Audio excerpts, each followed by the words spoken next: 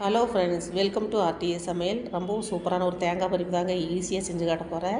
அதுக்காக அரை மூடி தேங்காய் எடுத்து அந்த கருப்பு தோலெல்லாம் நீக்கி மிக்ஸி ஜாரில் போட்டு இந்த மாதிரி பூ மாதிரி எடுத்து வச்சுக்கலாம்.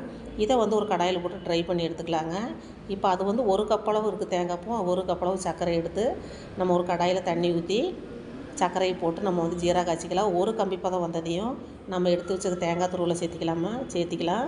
கூட அரை டம்ளர் அளவு பொட்டுக்கல்லையும் நான் சேர்த்திக்கிறேங்க. அதில் நம்ம கடைகளில் வாங்கக்கூடிய பருப்பியில் இந்த மாதிரி பொட்டுக்கடலை சேர்த்திருப்பாங்க, அதே மாதிரி செய்கிறேன்.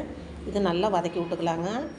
தண்ணி நல்லா இஞ்சினதையும் நம்ம ஒரு தட்டத்தில் எண்ணெயோ நெய்யோ ஸ்ப்ரெட் பண்ணி வச்சுட்டு நம்ம ரெடி பண்ணி வச்சுருக்கிற தேங்காய் பருப்பையே நம்ம அதில் ஊற்றிடலாங்க. ஊற்றி நல்லா சமன்படுத்திட்டு நல்லா ஆறுனதையும் நம்மளுக்கு தேவைக்கு தகுந்த மாதிரி நம்ம கட் பண்ணி எடுத்துக்கலாம். சூப்பரான தேங்காய் பருப்பு அரை மூடிலேயே ரொம்பவும் அதிகமாக நம்மளுக்கு கிடைக்கும். ரொம்ப சூப்பராக இருக்கும். நீங்களும் ட்ரை பண்ணி பாருங்கள். இந்த வீடியோ பிடிச்சிருந்தா நீங்கள் லைக் பண்ணி ஷேர் பண்ணி கமெண்ட் பண்ணுங்கள். மறக்காமல் சப்ஸ்கிரைப் பண்ணுங்கள். சப்ஸ்கிரைப் பண்ணிவிட்டு பாருங்கள் ஃப்ரெண்ட்ஸ். நன்றி, வணக்கம்.